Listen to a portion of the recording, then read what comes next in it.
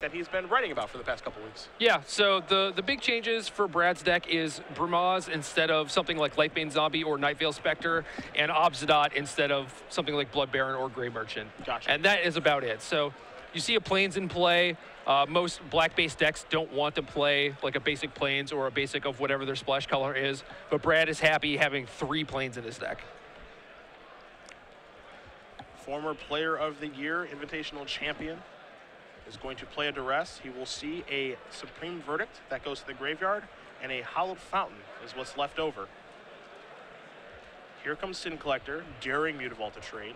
Yeah. Like Josh has no interest in that, and now the Boogeyman's here. And that is basically what Brad wants to do in this matchup, is just strip his opponent's hand down to nothing. Yes, they can draw some very powerful cards, some Planeswalkers, Sphinx's Revelation, whatever, but you really just want to force through Obsidian through, and that's it.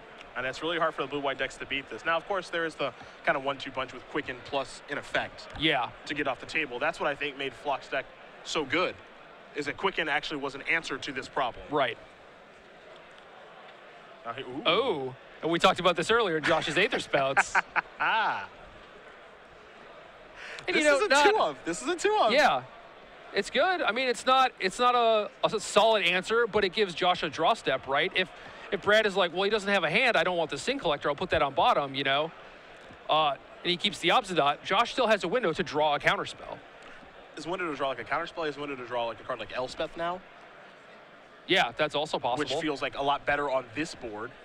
Let's see what Brad's going to play this turn. Yeah, I mean, Brad also gets a window to play things, so is this another Obsidian? No, it's an Archangel of Thune. A little surprised to see that in his deck after sideboard. Kind of a neat 1-2 punch with Obsidian, though. I suppose, but the game plan is Obsidian. Obsidian generally does it by himself. Not sure if you need the cutesy combo with Archangel as well, but it is nice.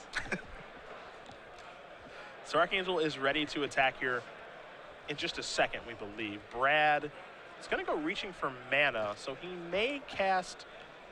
Looks like he's going to cast Obsidian pre-combat. You gotta pump up that Angel, man. And dare him to draw a counterspell. Like, I'm fine with this. Yeah.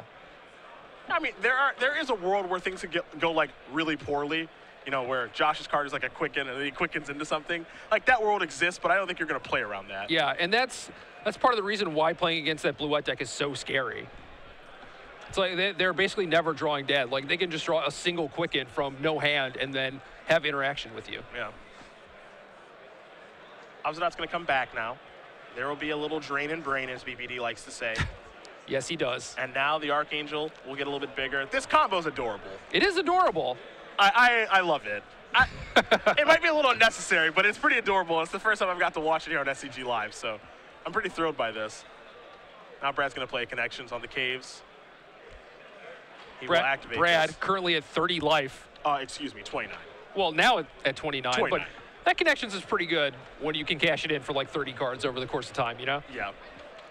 I think the one thing that Brad is looking for is like a Duress, a Sin Collector, a Thoughtseize to make sure that like his attack is fine, so he doesn't get like sprouted again or you know, a Zori's Charm or something like that. Yeah, walking into Aether Spouts once, you know, will give you that. Yeah. That's not a card that you expect to exist. You walk into it again, I mean, might be on you.